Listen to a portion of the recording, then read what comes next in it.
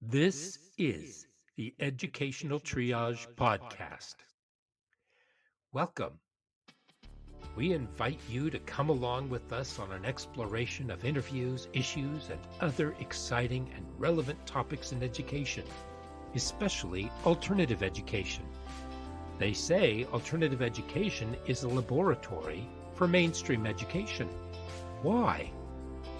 Well, join us every week and listen in as Philip Summers Aloha. and I, Tony Hunt, jump in feet first to discuss issues that may affect our classes, students, communities, as well as our teaching.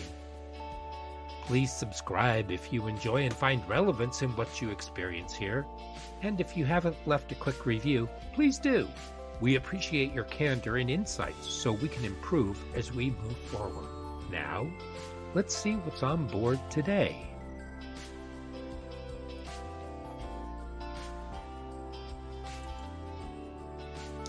And welcome back to another edition of Educational Triage. This is Tony, and I am joined by the indomitable Philip Summers. Aloha. Hey, how are you doing? Hey, doing good. Feeling intellectually stoked with the recently new technology, ChatGPT. Which is our discussion today. It's very new. I mean, like, I'm like very behind, and what is it, about 6 months, maybe old? I don't know. It hasn't been too long since it's been out there. I've heard report that. Anyway, it hasn't been too long, and I feel like I'm catching up. It was first released in 2018. Yeah. And GPT stands for Generative Pre-trained Transformer. Ah. It was developed by OpenAI. Yep. And GPT-1 was the first version. That was in 2018. It was trained on a data set of over 40 gigabytes of text and was able to generate human-like text. And then in 2019, OpenAI released GPT-2, an updated version of GPT-1, and it had a much larger data set of over 570 gigabytes of text. Mm-hmm. GPT-2 had the ability to perform a wide range of natural language tasks, and was able to generate highly coherent and realistic text. Now, all of this that I'm telling you is given to me by ChatGPT. ChatGPT 3, I said, correct? Or 2? No. Right now, what's the current version we have? I think it's GPT-3. 3. And which version is going to be the one where that's not actually Grandpa sitting in the chair anymore? That's never mind. I don't know. I saw some videos. I was researching it. It's like, I can kind of tell, but it's scary enough anyway. So. Well, the funny thing is that I asked ChatGPT to tell me its history, and this is what I got. 2020, OpenAI further improved the GPT-3 model, and GPT-3 was trained on a massive data set of 570 gigabytes of text, was able to perform a wide range of natural language tasks, including language translation, question answering, and text summarization. So, and then ChatGPT is a lighter version of GPT-3 that is optimized for the task of conversational modeling. It's designed to generate human-like responses in a chat or messaging context. So, why was this developed? And it's a marketing tool. It's a marketing tool. That was its original intent. That was the original intent, because now companies can service their customers. Yeah. It doesn't cost them anything. So when you see that it gives you if you're running into problems, you have customer problem, and it says, would you like to chat with us? And you click on the icon. That's who you're talking to. Not very intuitive. You're talking to a chatbot. And so it's taking on the information that you're giving it, and it's relaying that information and sifting through it so that it can get down to the problem. But it's changed, has it not? We're talking it's about growing. It's growing, but it's we're talking. growing. Okay, so when there's more, is there? Yeah. Yeah, there is. Would you illustrate its power and girth at this moment? I mean, I know you kind of geeked out on its capabilities a lot. Like, what did you find out about it? Oh, I mean, give us some of the finer points that might blow people's minds. I got a few, and I went, "What? Oh, wow!" Yeah. Where I got lost was on the neural networks, because there are AI neural networks that it's working off of, and so it's like this huge brain that's being created, and it's going in there with this huge data set that's constantly growing more and more and more. So what I kept referring myself back to was, think of HAL in 2001. Yeah. Or if you ever saw the movie Colossus, the Forbin Project. I had seen Colossus, the Forbin Project, but Colossus was integrated into all government and public works. It became Colossus that could way. shut down things when he wanted to, or it wanted to. Well, Colossus began as sort of an artificial intelligence on the computer, and gradually grew bigger and bigger and bigger until. I thought that, as I recall, didn't they give it that duty? Like, it said, I could do that really well. And they said, hey, do that. Maybe I've got it wrong. I do recall the film, though, 60s film, folks. Look it up. Right, about 1968. Something like that. Yeah, really future tech. However, we're looking at that kind of sort of in a way. We're not looking at Colossus, of course, but AI. Right. But what we're talking about, current examples of natural language processing with AI are like the assistants, Siri, Alexa, chatbots that assist with customer service inquiries, and automated language translation tools. Yeah, so it's all machine learning algorithms to analyze and interpret large amounts of natural language data. Excuse me. Alexa, stop. You said Alexa. I did. I'll say Alexa. Alexa? I had no idea what she was talking. Oh, your headphones are on. You said Alexa, and Alexa chirped. By the way, folks, Alexa is listening to you. Sorry. Yes. Okay, it says here, once trained, the algorithms, because these are machine learning algorithms, they're trained on massive data sets of human language data, allowing them to learn the patterns and nuances of natural language. Once trained, the algorithms can be used to analyze new language data and provide insights or generate responses. One relevant example would be a natural language processing system that might be trained on a larger data set of customer service inquiries. What language are you talking about?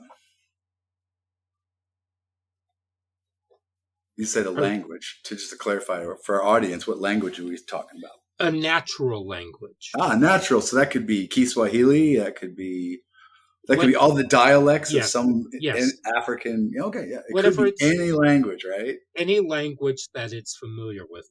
Yep, it could be. Yeah. Okay. So that's important to know. And it's constantly learning. So when you type in your thing and then you swear at the chatbot, it's learning all that. So, and once trained, the algorithms can be used, blah, blah, blah. When a customer submits a new inquiry, the system can use its trained algorithms to understand the customer's question and generate an appropriate response. And this grows and grows. And so the system becomes quicker and more intuitive with itself. Right. Yeah. So it's it keeps that network solid too. It's not like they have to go, let me think, where was that? It's a solid connection. It's an instantaneous, solid learned connection. And artificial neural networks. Yeah. I brought that However, it is not hooked up to the internet at this point. What do you mean? ChatGPT-3 is not on the internet at this point. No. But you can get to the beta for free. Yeah. And that's free. ChatGPT-4 is coming out, and they say that will start making connections there. And that's a different kind of level because it has to have some discretion. It has to be able to kind of throw stuff out. But and I don't know how that will work, but yeah. Well, we'll get into more of that, I think, a little bit later. But the artificial neural networks, and I'm getting all of this from what is ChatGPT off of medium.com. Oh, yeah, because some people are thinking, is it on the internet? Does it know everything? It's like, no, it's not even on the net itself. It's just doing this. It's already got this net. It's already like if you asked it to do something about current Russia, Ukrainian war tactics, it will not know. We'll get to that. Yeah, because it's not on. We'll get to that. We'll get to that. It's current. Oh no, I'm just saying for people who are wondering, is it on the internet? Can it know? It doesn't know that. No. Yeah. Right. They might think it's an overarching AI. It's not. It's not at all. Yeah. I just want to make that clear. We're not talking about it walking, talking, knows everything on the internet thing. Right. And as a marketing tool, it can give feedback very quickly because it can disseminate the information and create databases for the marketing team. So anyway, I mentioned neural networks. They have artificial neural networks, and those are a type of computational model that attempts to stimulate or simulate the structure and function of biological neural networks. They consist of interconnected nodes or neurons that can process and transmit information. Mm-hmm. They are used to create algorithms that can learn and adapt to new data without the need for explicit programming. So this allows AI systems to solve complex problems and make decisions based on data inputs, similar to how the human brain processes information. Yeah, which is what everyone wants from customer service. When they say representative. So they're able to do deep learning. Yeah. And they're able to process large amounts of data and make predictions or classifications based on that data, allowing the systems to perform tasks such as image and speech recognition. They've also contributed to the development of more intelligent and autonomous AI systems, such as self-driving cars and virtual assistants, like I said earlier. Mm-hmm. And these are able to make decisions and take actions based on the data they receive without the need for a human to put those in. Yeah. Yes, it sort of edits, adapts, and presents, and all kinds of stuff like that. Right. And so GPT, it's in its beta form right now. Yeah. And so you can go in, there's a way to access it. And when I first tried to do it, it said that the system was overloaded. It was up to its maximum usage, which means a lot of people are accessing it. But it's actually pretty simple. You go in there and you start a chat and you type in a question and it will answer you. So for example, I said, tell me your history. So it wrote out very quickly its history. You can ask it almost anything. Write an essay on Lincoln's trip and while writing the Gettysburg Address, and it will say a 5-paragraph essay. I don't know why you'd want that. It will actually do that. It will. It may not be right, though, I heard, but it will write that essay. Well, here, right. There may be some things that might be not correct, but I don't know. Yes. Okay. GPT model has multiple layers of interconnected neural networks, which are trained to process and analyze all the data. Every layer is responsible for a different aspect of processing, such as identifying words and their meanings, detecting syntax and grammar, and understanding the context and intent of a conversation. Mm-hmm. So when you put a message into the GPT system, the neural networks in the model analyze the text and generate a response based on the patterns and structures it has learned from the training data. Right. So it's only as good as the people who are using it. Yeah, and it makes, and the data it collects and how it correlates it. Right. And it does have little trips in it too. Mm-hmm. Yeah, so their response is generated in real time, allowing for a seamless and natural sounding conversation with the AI model. So it can also be trained to perform other tasks such as sentiment analysis, topic identification, and entity recognition. Yeah. So it does a lot of stuff. And so it's different because it's a cutting-edge natural language processing technology that allows users to engage in highly realistic and intelligent conversational interactions. Correct. It can rely on pre-programmed responses, uses a deep learning model that is trained. Key differences of this and other virtual assistants is its ability to understand and respond to complex and content-dependent inquiries. Instead of providing simple answers to straightforward questions, it can engage in more nuanced and dynamic conversations using its knowledge of the user's previous interactions. Right. And so, what about kids and their learning? It's it's only as good as the information that kind of goes into it. So um, if you just ask it sort of an open, broad question like an essay on Lincoln's Gettysburg Address, but your teacher wanted to know um, kind of the nuances of the Gettysburg Address. I mean, obviously, if you're a teacher or an adult, you'd know what those were. 7 years ago, it was very short. It was very powerful. It was very American, And then this would just say Gettysburg was a battle. And in this battle, this happened. And those people, what is this? This is not what I asked for. Obviously, the kid's just kind of like trying to cover.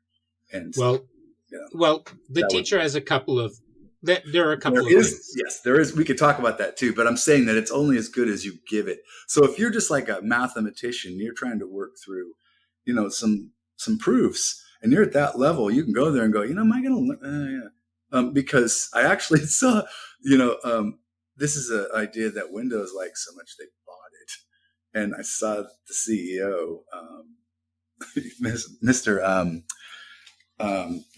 What's his? How's he pronounce his name? I forgot how he's Satya Nadak. I'm sorry, sir. I don't know. I should know. Ever since the big man left. Anyway, he was talking about how he's an electrical engineer, and he was going through Maxwell's equations on it to try to relearn them a different way. And he said they never really learned them correctly. And I thought to myself, yeah, I don't even know what they are. And I kind of looked him up and went, yeah, but he really knows what they are. And he goes, yeah, I kind of get that. Oh, I'm kind of getting it. And it would kind of give it back to him. And he asked it questions and worked with it. And it would give him back answers. And he knew if they were wrong or right in a lot of ways. And that's another way you can use it. So it's kind of at your level. But you have to be an editor. You can't, if I asked it about that, it could give me anything. And I'd just nod my head and go, oh, that's nice. Here's Maxwell's equations. I would not know what that was. So it's not absolutely no clue.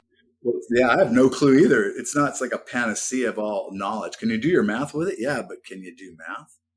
I mean, do you understand the concept enough to ask it what to do? Yeah. Right. Well, you have to. I mean, sure, you can plug in an equation to the chatbot and it'll give you the answer. Yeah, but you don't. However, you got to kind of know if you're close, if it's the right answer. You're going to have to know how to solve for that answer. You do have to back up the information. Yeah. Same thing with writing. You can cheat on your essays, but chances are, if your high school teacher is savvy, what the? This is not your voice. This is not. Yeah, but yeah, we can talk about that later. Like, holy cow. Yeah. Yeah, because the bot gave me some ideas. Yeah, a bit.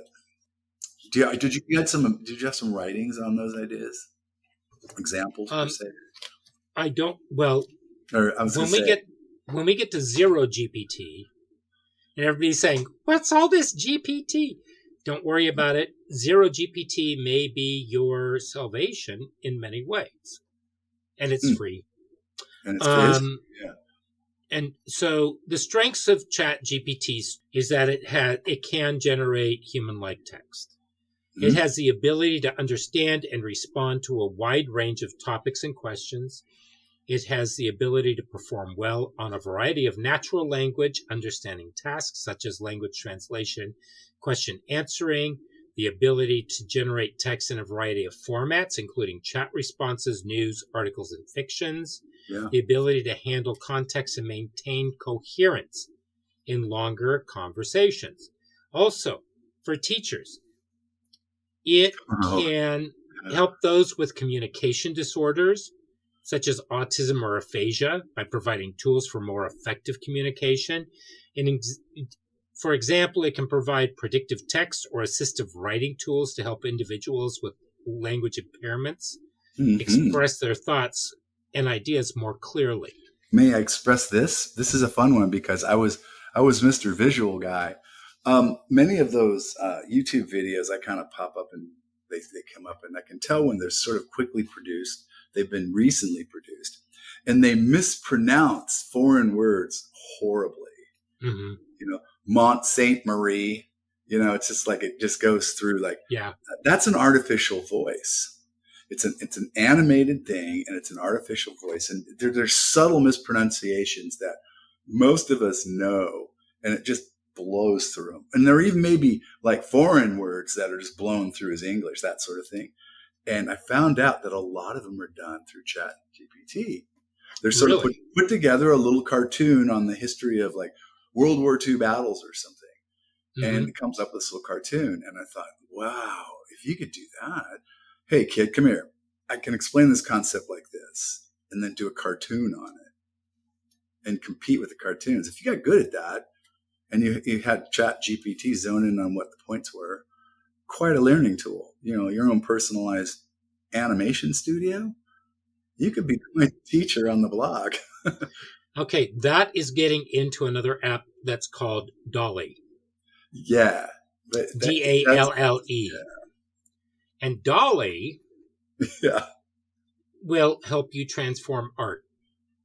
And you can do all kinds of things with it, but we're not touching on that. If you're an art teacher, not. But I'm saying if you're teaching it, it might be something that you might want to take a look at. Yeah. But it's used mostly for marketing, and it costs money, and it's like on a wider scale for the cost of that. I see that, and I go, but the future is here, because you remember back in the day. I remember back in the day when just before the gas crisis, they were enticing people to buy gasoline at like 18 cents a gallon. Yes, folks, it happened. And they were calculating. They give you calculators. They sold them, and or they gave them away. But before they did that, they sold them for like $79.95 back in the day, like mid 60s. And they only did like 4 functions and maybe 2 memories and maybe a square root. But they were all the rage. People were willing to pay big time. And then years later, they gave them away with fill-ups.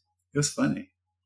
So well, technology. They were also, if you think back to the days when we were in school, you could not have a calculator in school.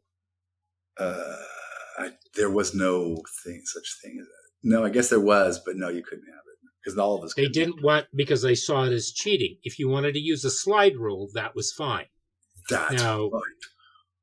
most people, I have a sneaky suspicion that people listening to us have no clue what a slide rule is. Look it up. What a slide rule is. Well, I actually claim proudly I did not know how to operate one.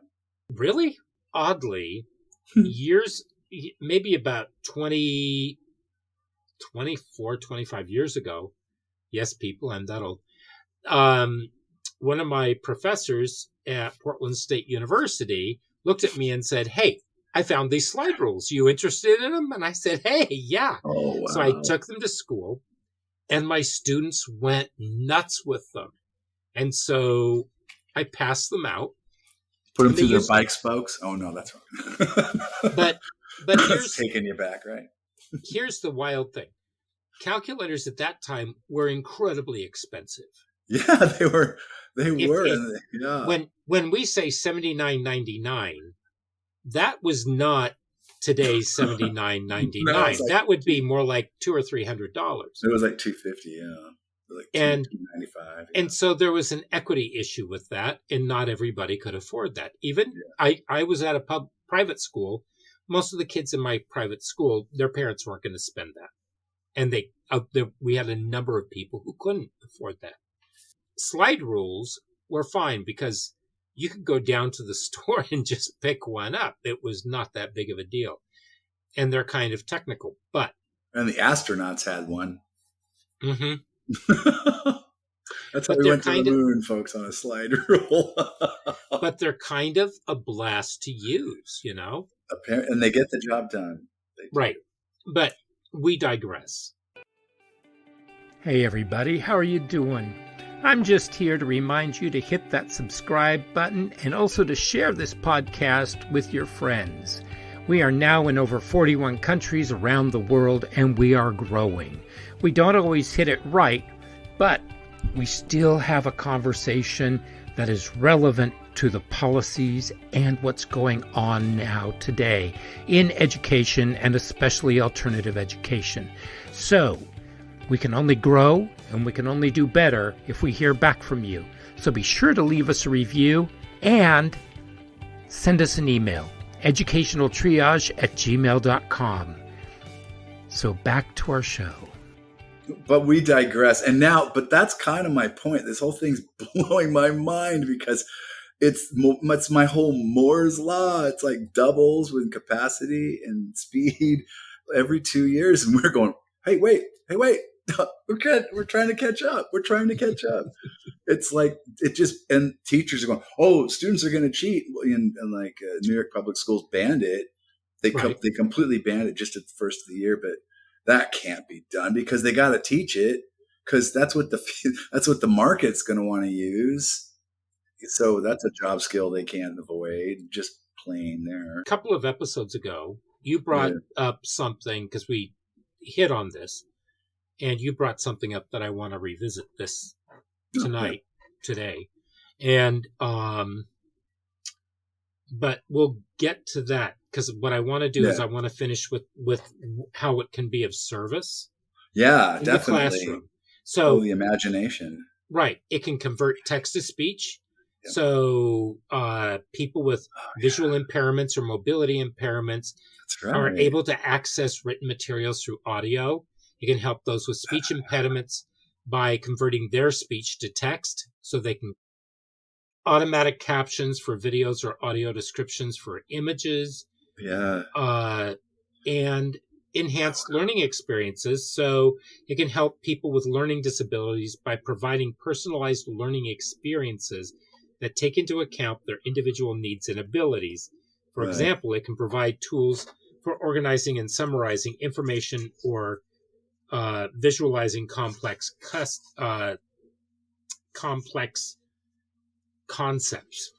So like when some of these kids that are reaching out and they're touching iPads and making it speak for them in one word, they'll just touch it and it can speak a whole sentence. Something they'll communicate with will make it do a whole sentence or something.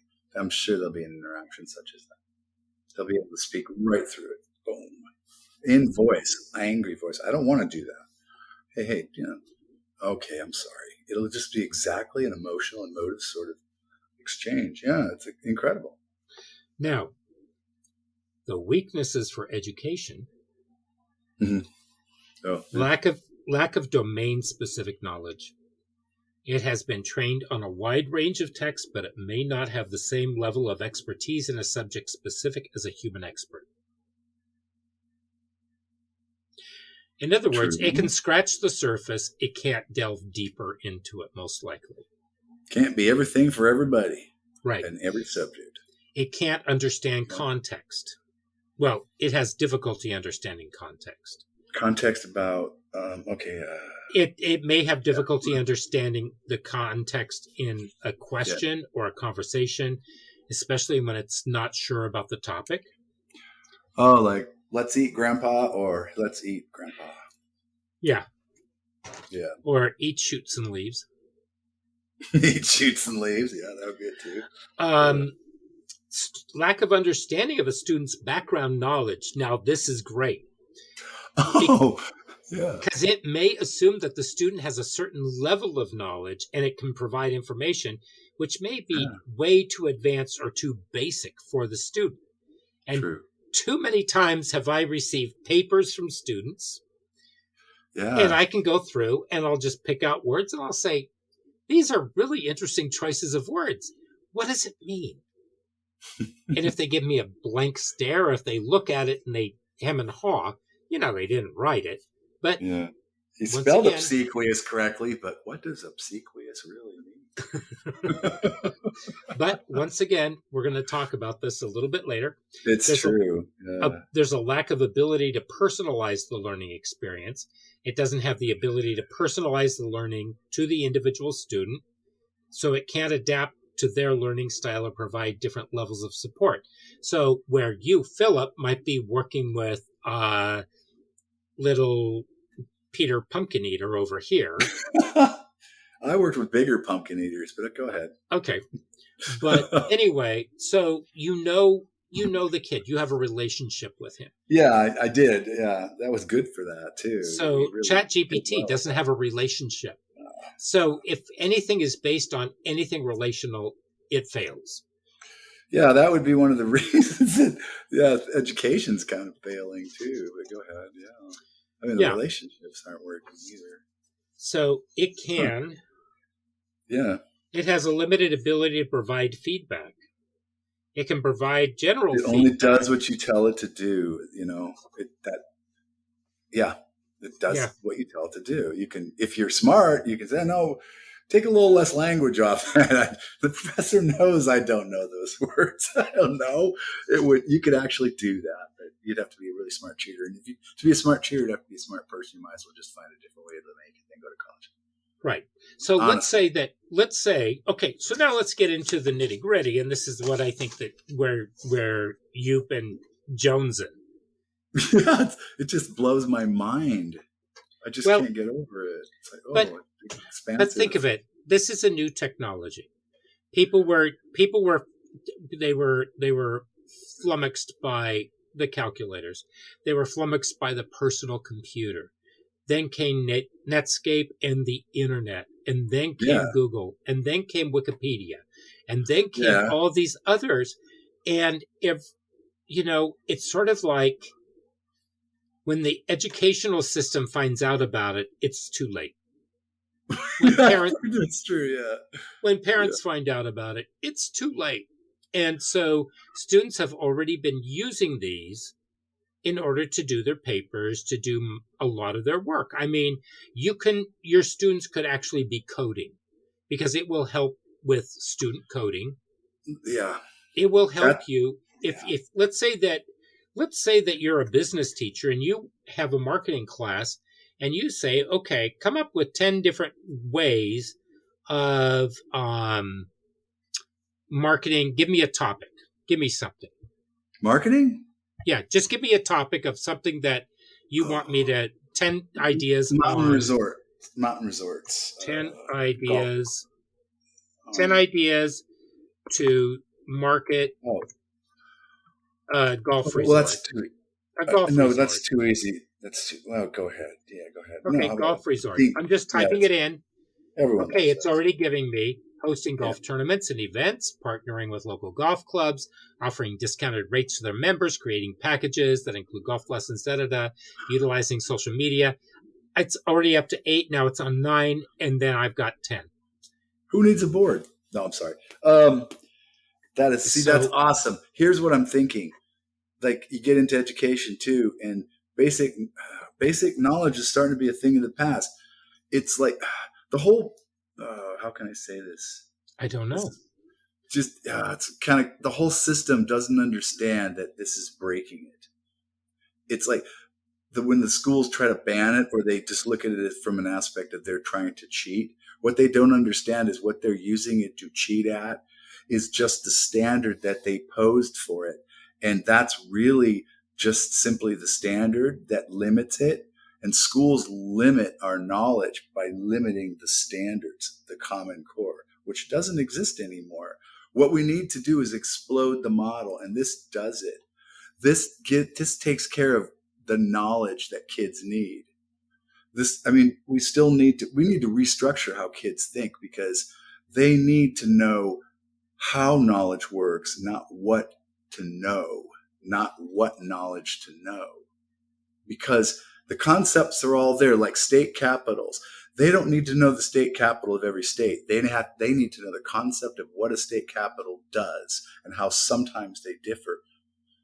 But they don't have to really know that unless they go into that scope of work, but they have to know how to think about it. And this kind of thing gives you write a paper on state capitals. It gives you a basic one. If a teacher comes, a guide or a mentor teacher who looks and goes, yeah, that's pretty much what it does. Let's look at that. What does that do? Okay. Now we learn about maybe what our state capital does or what others do. You're doing the same thing. And it used to be you knew what the capitals were. You had to kind of memorize them. That's gone. Now we don't even learn really much about the capitals as much as how government works, and then how our government works and how the capitals work in a local way. It gives us the knowledge, and then we work from the knowledge and think. And schools don't do that. They work on a schedule. They limit the knowledge they test. They limit by the standards, they limit the knowledge we teach, and we can't do that because this blows it up. This can fill all those spots really easily. Hmm. or it can't. If you're trying to like play whack-a-mole with who's cheating or not, you're not teaching. You're just running standards. Like, and we talked about that. Alternative ed real alternative ed got replaced by online learning because it's alternative to something they were used to. Because now it's alternative. Isn't that alternative enough? Same for everybody. It's easier to manage. Hmm. What? You took away all the creativity. Well, that's it. Yeah. Because if everything comes top down, it's all, uniform and we know what we're testing for. So why would we add any creativity? It doesn't make any sense to us. It does because the world's running on that creativity. That creativity is Microsoft bought this for a lot of money. AI said, have it. We're working on other things. We like to work on things. But We see, like to run them. well, the problem is that this is always going to be free software. Or open eye, right? Because They're always open going to make AI. it free. Yeah, so they're Now, opening. they may have purchased some portion of it, but somehow there's been some. I don't know if they. I don't know if they made a big deal. Kibosh on it. Right. I don't think that they made a ton of money on it themselves, but Microsoft has got it now, and they're running with it like crazy. He was talking about I was talking about the language thing. He was realizing that he can send text out to like all these different dialects of Indian and all the sub counties, sub areas of India. There's so many people in India, and so he can just transfer it, just boom, transcribe it all to different sub dialects, just instantly, just the whole libraries. It's like, whoa, thank you. How long would that have taken? Just to transcribe, transcribe, just did it. Well, I'm going to tell you really quickly that I asked it to tell me to write an essay on the purpose of the state capitol. And that was a minute and a half. It gave me a 5-paragraph paper. So, usually gives you the 5s. Okay. Well, I originally said write a 5-page paragraph. Oh, okay. I was going to say, I wonder what it would default to. Or would it default? Yeah. So, in the last paragraph is in summary, which I'm sure that most of our students use. I taught them not to. Because I don't like to be like other people, and I hate it. And I said, and don't say I think, because if you didn't think it, you wouldn't write it. So don't say I think this. Same thing with saying it. You wouldn't say it. So I actually tell students that if they're writing a paper and they use the term I think, I tell them that that's too ephemeral, that's not based in anything. And so it's much stronger for them to say, I believe. I think I just said that. Say I believe or something. You just have so many bigger words. Yes, why use big words when diminutive words will work so much better? So the neat thing about this, though, is the fact that if you are working with students and you have them hooked into this, and a student who's constantly peppering you with questions about this, that, and everything, and you really need to be working with another student, they can type in their question to the chat and they'll get a response. And so if they're just looking for clarification or something like that, they can get it through that. It's not going to be a personalized kind of thing, and it's going to be pretty cut and dry. Now, here comes the fun part. Okay. So we know that you can use Dolly for art. We know that you can do coding on this. We know that it can be used not just for English. So English teachers, you can kind of like take a big sigh of relief because there are going to be other teachers that are on board with you, because mathematics, you've got marketing, you've got business classes, you've got everybody else. Even science is in there too. So here's what you need to know, and that is you need to ask the right questions. And I believe that this is what we talked about just a couple of weeks ago when we talked about cell phone, social media, and students. I believe it was in that episode. And we kind of got onto this, and you were saying one way of thinking about it is have the chatbot develop something. So I could use this essay that I have with what is the purpose of a state capitol in 5 paragraphs, have each student look at it and rework it and do it themselves. That's the way to do it. Because this would be Yeah. it would be an exercise in writing for them. This is what an AI generated paper looks like. So they kind of know.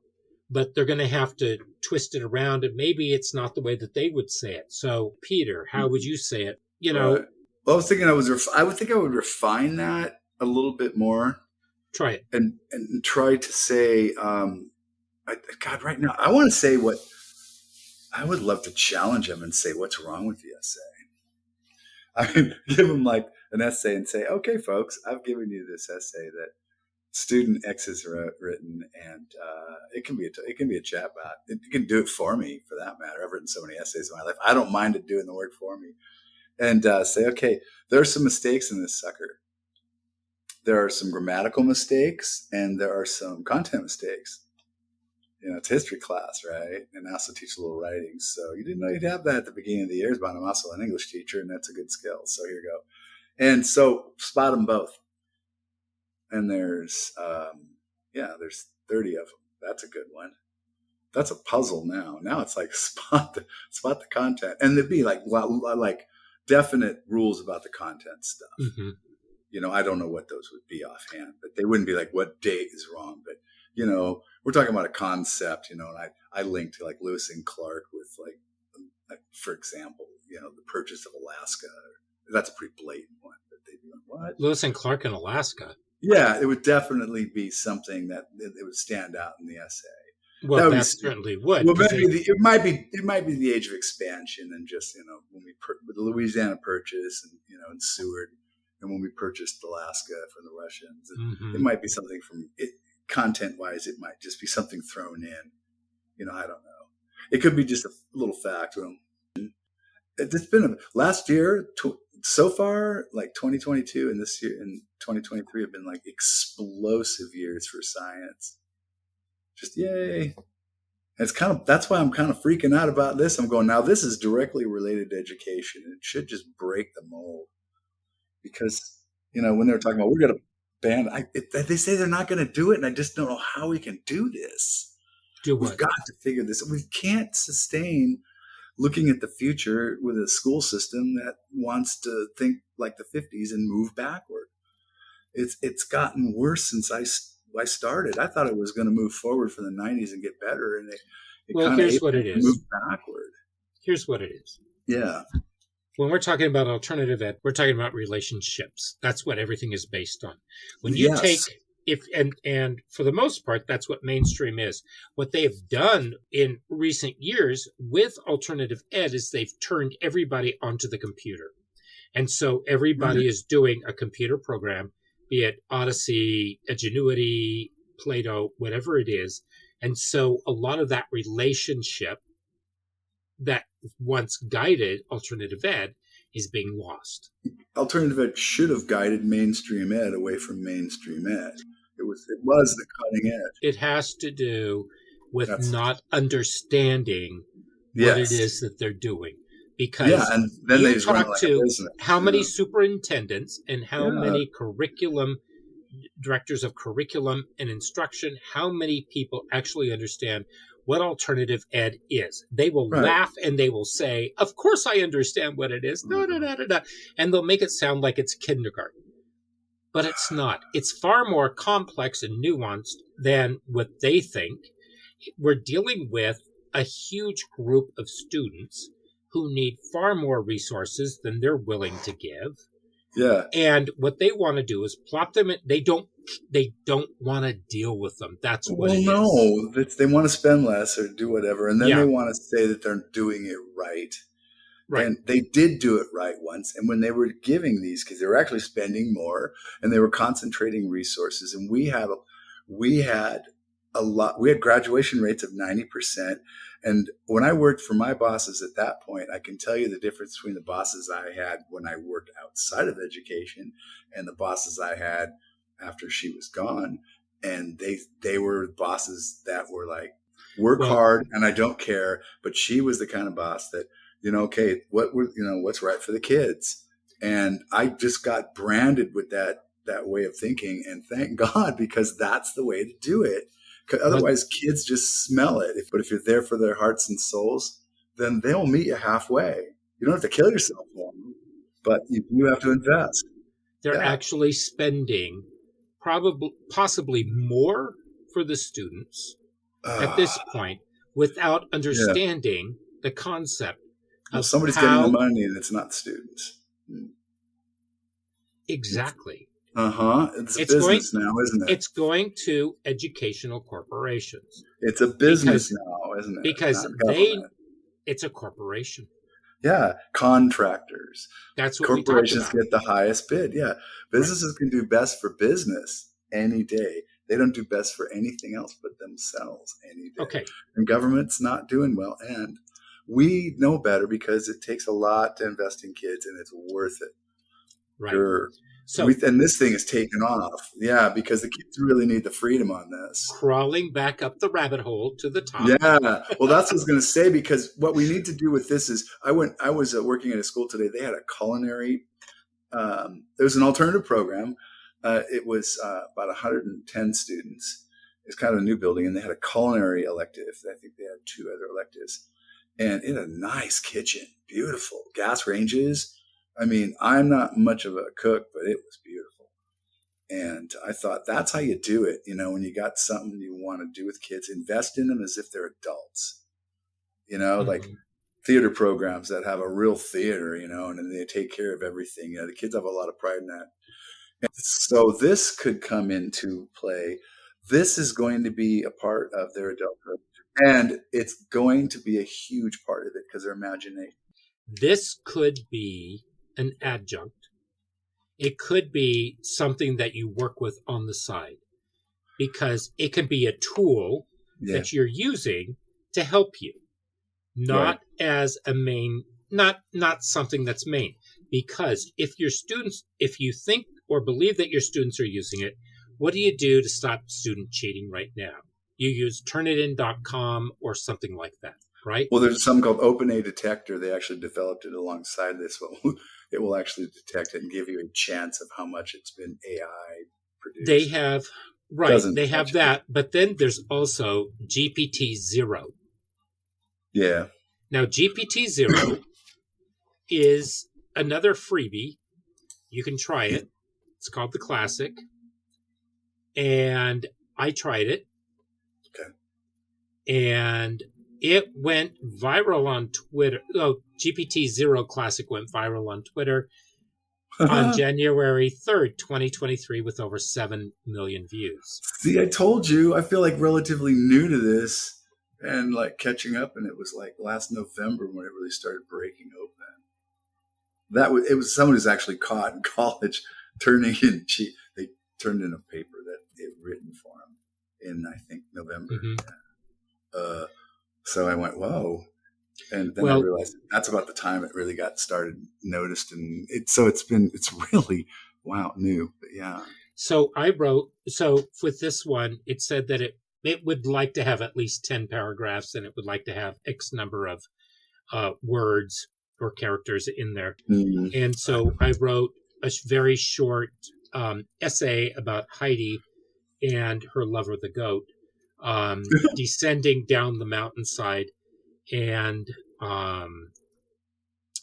I wrote this whole thing, and I said, and then I asked it to detect what it was, and it gave me all these numbers, and it said it's obviously human written, and it had all these different aspects about it that told me what it was and how they figured it out. So you have this where you can take a kid's paper and you can just drop it right in there, and bam, it'll come up with something within seconds. Yeah. And you can sign up for it. It's free, and you can look at their product wait list. It is very interesting stuff, and people are, and if you go on a general search, you will get doomsday reports, and then you'll get all kinds of interesting instructional videos, which are like, Mm-hmm. oh god, which Yeah, I there's was kind of wading through, and then you'll get some really interesting, like I came across the CEO of Microsoft talking about it. I thought, oh, hello. So, yeah, So remember where you heard it first, folks. ChatGPT. well, I would be surprised that most people hadn't already heard about it. Oh, I am not, but It's been in the news for a while, and I'd heard rumblings and I'd seen headlines in the Washington Post. But I mean, it's uh, interesting. I don't think that we're looking it's so at. quick. That's what gets me. It's so quick. It's like wildfire. I mean, I didn't know it was in production, research, beta, and any of these stages, but it makes sense. And then all of a sudden, boom, it's on the scene. People are using it, talking about, okay, can be used for this, can be used for that. And all I Mhm. can think of is possibility. Wow, I want to go somewhere and do nothing but think of ideas on how to use it for like a weekend. Because I just can't wrap my brain around everything. Just my imagination is just running rampant. And then thinking to myself, and they won't let me touch it. If I was a teacher in a classroom, they wouldn't let me touch any of those ideas. They aren't on the test. And I'm thinking, God, that's insane. That makes no sense. That's like you're not going to teach anything about it because it's not on the test. Think about this. You have a student who, let's say, a student missed a week of class. They can take the list of terminology. Let's say you're teaching science, Well, and let's say that you're I could and they supplement, sure, but yeah, that's what I'm saying. I But it want to can fly. I want to be on the forefront of this thing. I don't want to like dabble in the pond. right now we're not talking about you. We're talking about everybody else. Yeah, I want to be. I think everyone else should be in the forefront too. I think we're being held back. I I think don't that want our to be on the. system holds us back. I'm just taking a look at what are the possibilities because if you jump in Yeah, with because it's easier if you start dabbling and then start playing around with it and seeing what you can do with well, it. Use it yeah. first, I and just then don't you think can we can start afford moving. that. By the time we get that, the ramifications, we're not smart enough. Moore's law means we have to move faster than a school system that teaches to a test. It's a fatal flaw. It's a fatal flaw. Either that system's going to kill us or we're going to kill it, one or the other. That's all I can think of is, Well, you're not going to be able to be faster than them because you've got a lot more people at the top who are sitting there and they're having their meetings and they're trying to move in. well, yeah, well, you're so cynical. That's true, though. But I'm saying that I'm I'm not just thinking cynical. I'm thinking about intellectual freedom and how the mind's just being held back. We have technology now. It's unbelievably crazy. Printing houses, that's weird, but true. Oh, hey, we can create energy that doesn't have waste, technically speaking. Mhm. It's exciting. It's very exciting. And then everyone's kind of being held back in a way. And they're itching to go forward. There's a lot of that. And I know because I was in that system and I was pushing to go forward and they kind of like pushed me off course. It's like, what? But there are a lot of people who are terrified. I know, but reality is, and kids aren't terrified. We project on them, I think, sometimes that you should be as No, scared as us. And kids go, well, maybe, but we don't know better. I mean, no, because I think it's because they have an undeveloped prefrontal cortex. And so they're kind yeah, of like, hey, what's this shiny new object? And then they just kind of go into it and they right. just start doing it. That's why So you need strong mentor teachers to kind of help inform those ideas. How do you make? have the students teach the older people. I mean, there's I nothing think we wrong with can. that because when they graduate, Absolutely they can not. have something like that on their resume.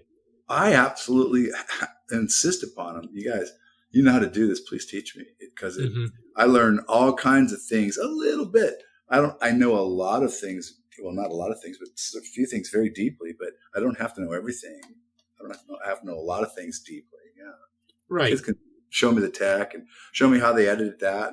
And actually I'm kind of a big fan of you teach best what you most need to learn. So I kind of make them teach me and then I listen to them. They thought, oh, they got that point. Because I'm a fan of Yep. learning and how the process is. And the process that we need to match is the technology that's absolutely out of this world fun and how we're going everywhere. It's just, I can't keep my imagination current with it. And I want Well, to take my students there. all I want to say is that Yeah. I approach this And I thought, okay, what's going to happen? If I just get in there, what am I going to do? And I knew that if I asked it a question, that it would do something for me. I tested it with the essay while we were talking. I had never done anything like that before. So just check it out, play around with it, and start thinking about what are the impacts that it might have in your classroom. How can you use it? Because it's not going to be something you can run away from. I mean, unless you have your students writing on pen and paper in the classroom. We're wrapping up. Here we go. Let's do it. We can talk more about this because something's going to happen. It's like I think this is an ongoing thing because I can't see New York public schools holding on to a ban on it. I don't think it's going to be a ban. I think that maybe, here's what I think. I don't think it's apocryphal. I don't think it's anything that's mind-blowing or huge. I think it's another step. I think it's another step in the evolution of technology. I think here's what got me were the neural networks, and I'm starting to put that together. Okay, so in wrapping up, we have tools that we can use. You can make them into what you want them to be. Just play around with them. And I don't think that they're going to be... I think that there is a lot to be learned with this. And I think it's going to change a lot of things for people. But I think because, as Darwin said, you need to adapt in order to survive. And so this is another adaptation. It's another step that's going on. You have something that will check the AI. You have GPTZero. And I'm going to put the links for all of these down in the show notes. So I will say thank you, Philip, for a lively discussion. Good. It's going to be a weird one. I think it's going to be in a public forum. It made your brain go Tigger. Oh, that just fascinates me. Oh, yes. And the possibilities. We'll see everybody this Sunday, Trauma and Alternative Ed, with Jennifer Achari from Queensland University of Technology over in Australia.